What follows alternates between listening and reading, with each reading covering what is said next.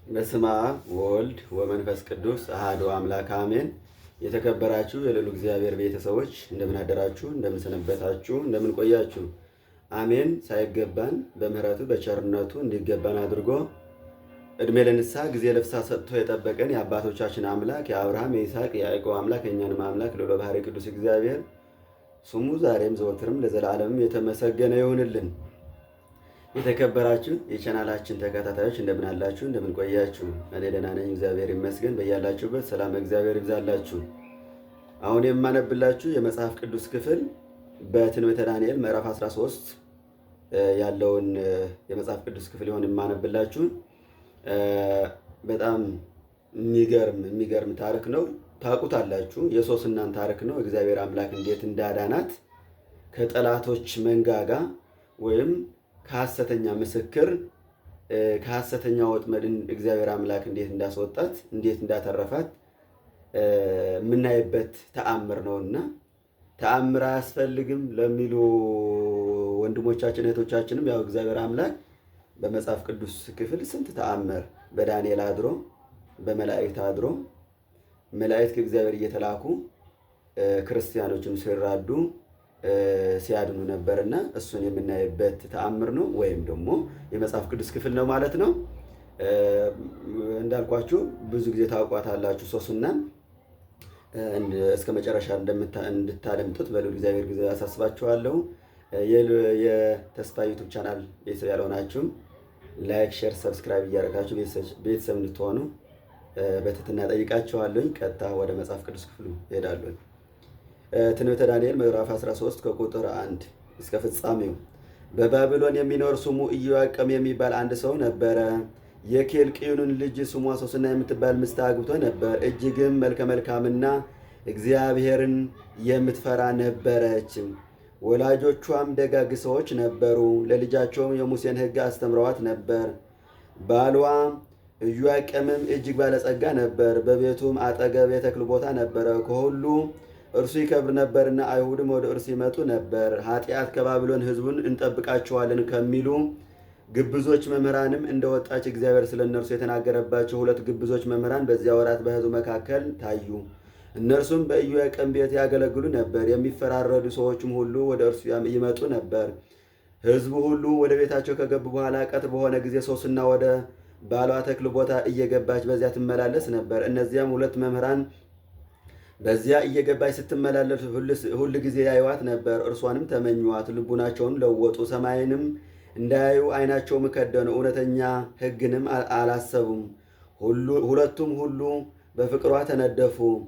እርስ በርሳቸውም በልቡናው ያለውን ነገር አልተነጋገሩም። ምኞታቸውን መናገር አፍረዋልና ከእርሷም ጋር ይተኙ ዘንድ ይፈልጉ ነበር። ያገኟትም ዘንድ ሁል ጊዜ ይጠብቋት ነበር።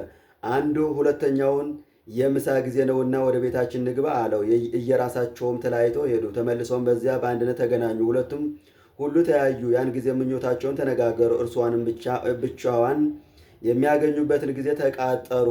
ከዚህ በኋላ በቀን ሲጠብቋት ሶስና ሁል ጊዜ ትገባ እንደነበር ከሁለቱ ደንገጥሮቿ ጋር ገባች።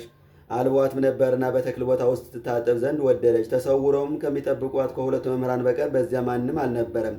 ትታጠም ዘንድ ደንገጥሮቿን ሽቱና ዘይት እንዲያመጡና የተክሉን ቦታ በር እንዲዘጉ አዘዘቻቸው። እነርሱም እንዳዘዘቻቸው አደረጉት። የተክሉን ቦታ በር ዘግተው ያዘዘቻቸውን ያመጡ ዘንድ በስርጥ ጎዳና ወጡ። የተሰወሩ እነዚያን መምህራን ግን አላዩአቸውም ነበር።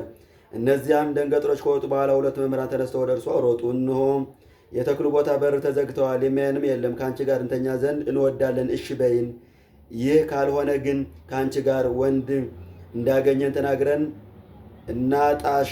እናጣላሻለን። ስለዚህም ነገር ደንገጥሮችን ከአንቺ አስወጥተሽ ሰደድሽ አሏት። ሶስናም አለቀሰች። በሁሉም ፈጽም የተሸነፉ ባደርገውም እሞታለሁ፣ ባላደርገውም አልድንም፣ ከእጃቸውም ማምለጥንም አልችልም። በእግዚአብሔር ፊት ከምበድል ኃጢአት ሳልሰራ በእጃችሁ መውደቅ ይሻለኛል አለች። ሶስናም ቃሏን አሰምታ ጮኸች። እነዚያም መምህራን ከእርሷ ጋር ጮኹ። አንዱም ሮጦ የተክሉን ቦታ በር ከፈተ። በቤቷም ያሉ ሰዎች በተክሉ ቦታ መካከል ጩኸትን ሰምተው ወጡ። ምንም እንደሆነ ያዩ ዘንድ በስርጥ ጎዳና ሮጡ። እነዚህም ሁለቱ መምህራን ይህን ነገር በተናገሩ ጊዜ በሶስና እንደዚህ ያለ ነገር ፈጽሞ ተሰምቶ አያውቁ ነበርና ዘመዶቿና አገልጋዮቿ እጅግ አፈሩ። በማግስቱም ሕዝቡ በባሏ በኢዮአቄም ዘንድ በተሰበሰቡ ጊዜ እነዚያ ሁለት መምህራን ሶስናን ያስገድሏት ዘንድ ከአመፀኛ ልቡናቸው ጋር መጡ። በሕዝቡ ሁሉ ፊት ያመጧት ዘንድ ወደ ኢዮአቄም ሚስት ወደ ሶስና ላኩ አሉ።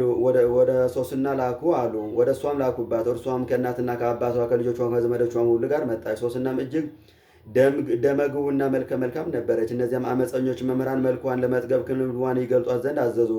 ክንብንቧንም ገለጧት። አባቷና እናቷ ቤተሰቦቿም የሚያውቋትም ሰዎች ሁሉ አለቀሱላት። እነዚያም ሁለቱ መምህራን በሕዝቡ መካከል ተነስተው እጆቻቸውን በራሷ ላይ አኖሩ። እርሷ ግን ልቡናዋ በእግዚአብሔር አምነዋልና እያለቀሰች ወደ ሰማይ ተመለከተች። እነዚያም መምህራን ብቻችንን በተክል ቦታ ውስጥ ስንመላለስ ይህች ሴት ከሁለቱ ደንገጥሮቿ ጋር ገባች። ደንገጥሮቿም ልካቸዋለችና የተክሉን ቦታ በር ዘግተው ሄዱ። ደንገጥሮቿንም ከላከቻቸው በኋላ አንድ ጎልማሳ ከተሰወረበት መጥቶ ከእርሷ ጋር ተኛ። እኛም በዚያ ተክል ቦታ ዳርቻ ሆነን ኃጢአታቸውን አየን። ወደ እነርሱም ሮጠን ሄድን። በአንድነትም ተኝተው አገኘናቸው። እኛም እርሱን መያዝ ተሳነን። እሱ በርትቶብናልና አመለጠን። የተክል ቦታውን በር ከፍቶ ወጣ። እርሷን ግን ያዝናት።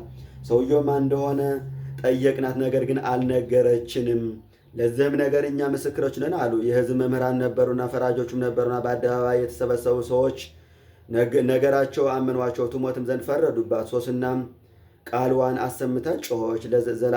ዘለዓለማዊ የሆነ የተሰወረውን የምታውቅ ከመሆን በፊት ሁሉን የምታውቅ አምላክ ሆይ በሐሰት እንደመሰከርቡኝ አንተ ታውቃለህ። እነዚህን መምህራን ክፉ ነገርን ስላደረጉብኝ የሠራሁት ነገር ሳይኖር እነሆ እሞታለሁ አለች። እግዚአብሔርም ቃልዋን ሰማት።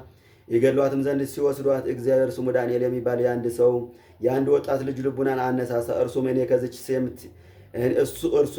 እኔ ከዚች ሴት ደም ንጹሕ ነኝ ብሎ ቃሉን አሰምቶ ተናገረ። ሕዝቡም ሁሉ ወደ እርሱ ተመልሶ አንተ የምትናገረው ይህ ነገር ምንድን ነው አሉ። ዳንኤልም በመካከላቸው ቆሞ አላዋቂዎች የምትሆኑ እናንተ የእስራኤል ልጆች ሳትመረምሩ ነገርንም ሳትረዱ በእስራኤል ሴት ልጅ ላይ እንደዚህ ትፈርዳላችሁን? እነዚህ መምህራን በሐሰት መስክረውባታልና ወደ አደባባይ ተመለሱ አላቸው። ሕዝቡ ሁሉ እየሮጡ ወደ አደባባይ ተመለሱ። አለቆቹም ዳንኤልን እግዚአብሔር አንተን አልቆሃልና በመካከላችን ተቀምጠህ ንገረን አሉት። ዳንኤልም እየራሳቸው አራርቃቸው አቁሟቸው፣ እኔም ልመርምራቸው አላቸው። እያንዳንዳቸው አራርቀው አቆሟቸው። እርሱም አንዱን ጠርቶ አንተ በክፋት ያረጀ ቀድሞ የሠራሃቸው ኃጢአቶች ደረሱብህ፣ የሐሰት ፍርድን ፈርደሃልና ጻድቁንና ንጹሕን አትግደል ብሎ እግዚአብሔር ቢከለክል በደለኛውን አዳን፣ ንጹሕንም ገደል። አሁንም ይህችን ሴት አያት። ሁለቱን ሁሉ በምን አይነት ዛፍ ስር ሲጫወት አየህ? ንገረኝ አለው። በኮክ ዛፍ ስር ሲጫወቱ አየኋቸው አለ። ዳንኤልም በእውነት ሐሰትን ተናገር፣ ደምህ በራስህ ላይ ነው። ከመካከል የሰነጥቅህ ዘንድ የእግዚአብሔር መልአክ እንሆ ከእግዚአብሔር ዘንድ ታዘዘ አለው። እርሱንም እልፍ አደረገው። ሁለተኛውን ያመጡ ዘንድ አዘዘ። አመጡትም። አንተ የይሁዳ ዘር አይደለ የከነዓን ዘር ነህ። ውበት አሳተ፣ ክፉ ፈቃድም ልቡናም ገለበጠው። እርሷ እናንተን መከራከር አልቻለችምና የይሁዳ ሴት ልጅ እናንተን ፈርታለችና አመፃችሁንም ታግሳለችና የእስራኤልን ሴት ልጅ እንዴት አደርጓታላችሁን? አሁንም ሁለቱ ሲጫወቱ ያየህበት ዛፍ ምንድን ነው? ንገረኝ አለው። እርሱም ሮማን የሚባል ዛፍ ስር አየኋት አለው። ዳንኤልም አንተም በእውነት ሐሰትን ተናገርህ፣ ደምህን በራስህ ላይ ነው። በሰይፍ ከሁለት ሲሰነጥቀህ ዘንድ ፈጽሞ ያጠፋት ዘንድ እነሆ የእግዚአብሔር መልአክ ይጠብቅሃል አለው። ሕዝቡ ሁሉ ቃላቸውን አሰምተው ጮኹ። ያመነችበትን ሶስናን ያዳናት እግዚአብሔርን አመሰገኑ። ከቃላቸው የተነሳ ዳንኤል ነቅፏቸዋልና ምስክርነታቸውም ሐሰት አድርጎባቸዋልና በእነዚያ በሁለቱ መምህራን ላይ በጠላትነት ተነሱባቸው። እንደ ሙሴም ሕግ በባልንጀራቸው ላይ ክፉ እንዳደረጉ በእነርሱም ላይ አደረጉባቸው፣ ገደሏቸውም። በዚያችም ቀን ንጹሕ ደምን አዳኑ።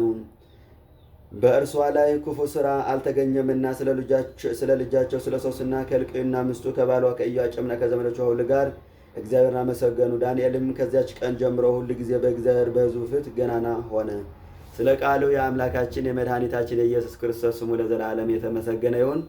ሶስናን ከዚህ ሁሉ መከራ ያዳናት አምላክ እኛንም ከመከራ ከተለያዩ ወጥመዶች እግዚአብሔር አምላክ ያድነን። መልአክ ልኮ ያድነን። አምላካችን ቅዱስ እግዚአብሔር እስከ መጨረሻ አድምጣችሁ የታሪኩን ተቋዳሾች እንደምትሆኑም ተስፋ አደርጋለሁኝ።